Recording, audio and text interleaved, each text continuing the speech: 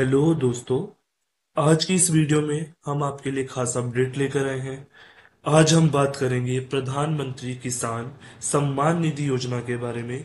ये योजना क्या है, इस योजना के क्या बेनिफिट है और हम कैसे अप्लाई कर सकते हैं। तो आइए वीडियो को स्टार्ट करते हैं, पर वीडियो को स्टार्ट करने से पहले लाइक शेयर और कमेंट करना मत भूलिएगा और साथ ही साथ चैनल को सब्सक्राइब करके बेल आइकन को प्रेस करना भी मत भूलना।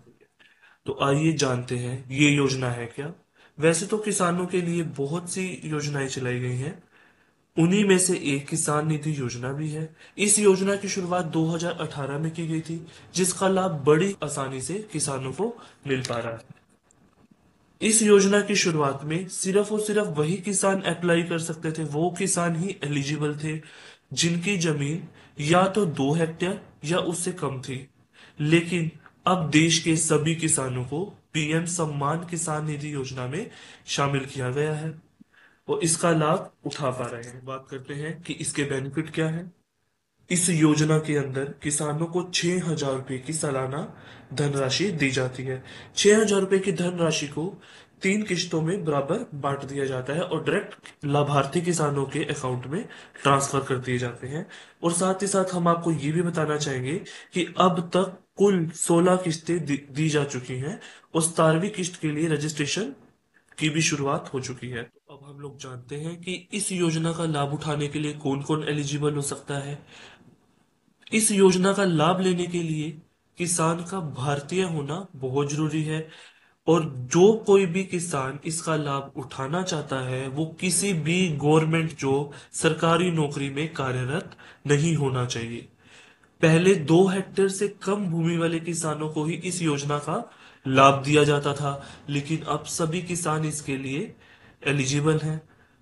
जो कोई भी किसान इसके लिए अप्लाई कर रहा है उसका बैंक अकाउंट होना बहुत जरूरी है, क्योंकि इस योजना के अंदर मिलने वाली जो किस्त होंगी वो डायरेक्ट किसान के बैंक अकाउंट में ट्रांसफर कर दी जाती है। अब हम बात करते हैं इस योजना के लिए कौन से जरूरी आवश्यक दस्तावेज, जरूरी डॉक्यूमेंट्स हमें चाहिए। सबसे पहले किसान के पास आधार कार्ड, पहचान पत्र, वोटर आईडी, ड्राइविंग लाइसेंस, जमीन के कागजात, खेत का विवरण, बैंक खाता passbook, mobile number, passport size photo होनी चाहिए। तो दोस्तों, इस योजना का लाभ उठाने के लिए ऑनलाइन रजिस्ट्रेशन कैसे कर सकते हैं, तो उसके लिए आपको क्या करना होगा, इस वीडियो को बिना स्किप किए मुझे स्टेप बाय स्टेप फॉलो करना होगा। तो सबसे पहले आप अपना ब्राउजर ओपन कर लेंगे और उसमें आप टाइप करेंगे PMKISAN.gov.in। इस पे आप टाइप करते ही क्लिक करेंगे तो आपके पास एक न्यू पेज ओपन हो जाएगा। इस पेज के ओपन होते ही आप यहाँ पर देख पा रहे हैं कि एक ब्लॉक दिया हुआ है न्यू फार्मर रजिस्ट्रेशन का। आप इस पर क्लिक करेंगे। इस पर क्लिक करते ही आपके पास न्यू पेज ओपन भी हो जाएगा और साथ ही साथ दोस्तों आपके पास इसी पेज का लिंक डिस्क्रिप्शन बॉक्स में भी डाल दिया जाएगा। आप वहां पर क्लिक करके भी डायरेक्ट इस पेज को ओपन कर सकते हैं। तो अब हम लोग देखेंगे कि इस पेज के राइट साइड में यहाँ पे ऑप्शन दे रखा है इंग्लिश का। आप यहाँ पर जाकर अपनी भाषा का चुनाव कर सकते हैं। तो मैं यहाँ पे इंग्लिश ही चूज करूंगा। तो यहाँ पर नेक्स्ट ऑप्शन आपके पास दिया हुआ है रूरल और अर्बन। तो रूरल एरिया उनके लिए यूज होता है जो ग्रामीण निवासी होते हैं, विलेज में रहते हैं, गांव निवासी होते हैं। और अर्बन एरिया उनके लिए यूज होता है जो शहर के निवासी होते हैं। तो मैं यहाँ पे अर्बन पे क्लिक करूंगा। नेक्स्ट, अब आपके पास यहाँ पे आधार नंबर दिया हुआ है, तो यहाँ पे आप अपना आधार कार्ड नंबर डाल देंगे। आधार कार्ड नंबर डालने के बाद आप यहाँ पे अपना मोबाइल नंबर डालेंगे और दोस्तों मोबाइल नंबर वो होगा जो आधार कार्ड नंबर के साथ लिंक है। तो मैं यहाँ पे अपना फोन नंबर फिल कर देता हूँ। मोबाइल नंबर फिल करते ही आपको यहाँ पे अपनी स्टेट सिलेक्ट करनी होगी। मैंने यहाँ पे अपनी स्टेट सिलेक्ट कर ली है। उसके बाद यहाँ पर मैंने कैप्चा कोड फिल कर दिया।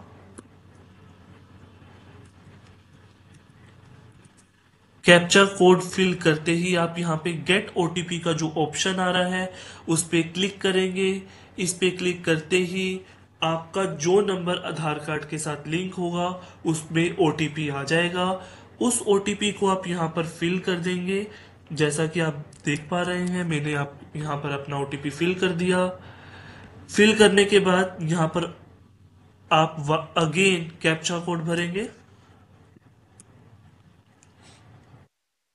कैप्चा कोड फिल करते ही आपको यहाँ पे सबमिट ऑप्शन पे क्लिक करना होगा।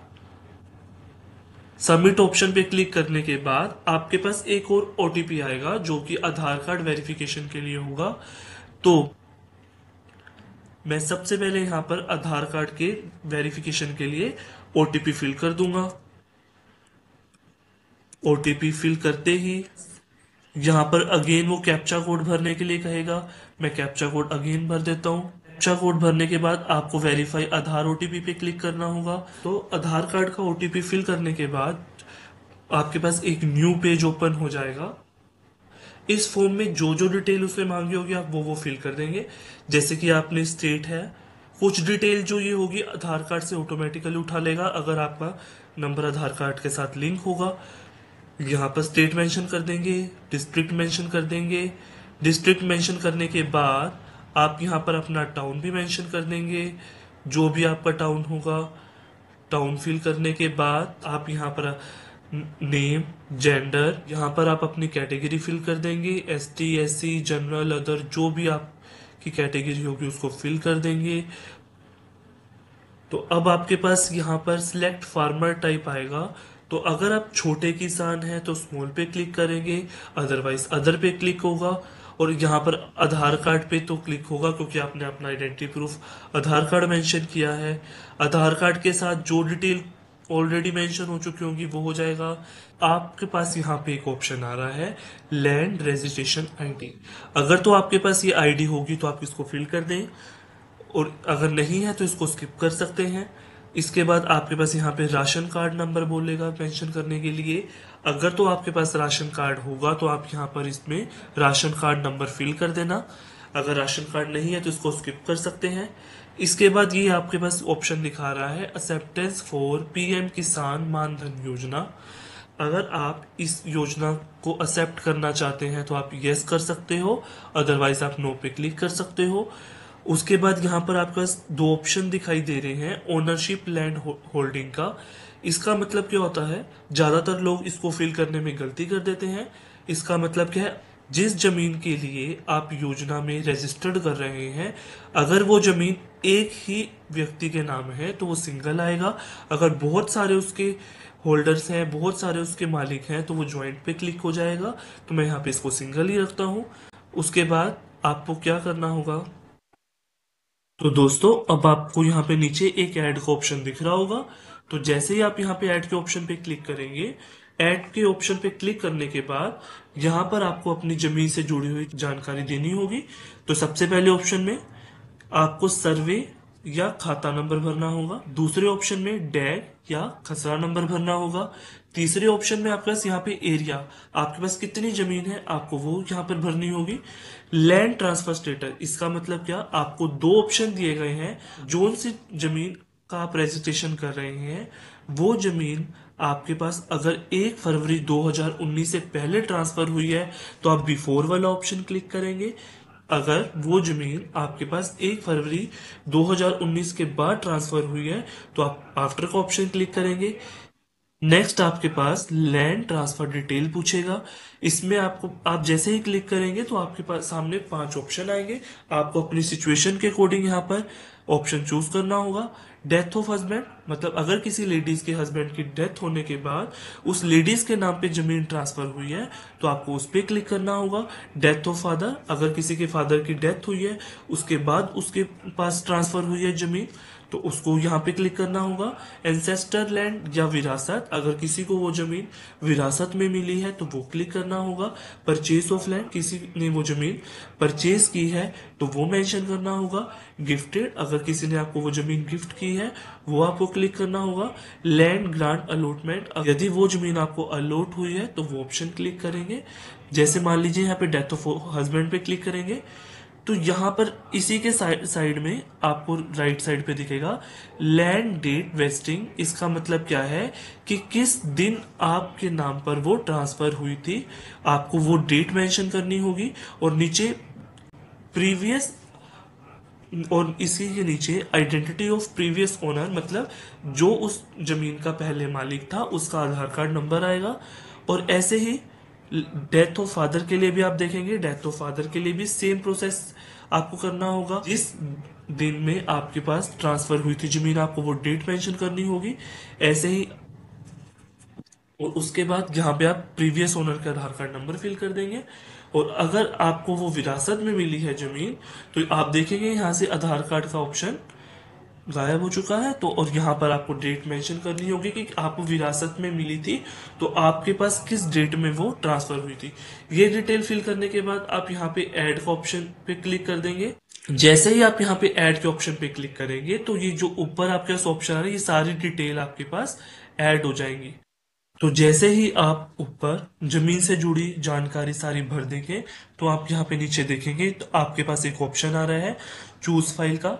इसमें आपको अपनी जमीन की रसीद या जमीन के दस्तावेज अपलोड करने होंगे। अपलोड करने के बाद यहाँ पे आप सेव के बटन पे क्लिक कर देंगे।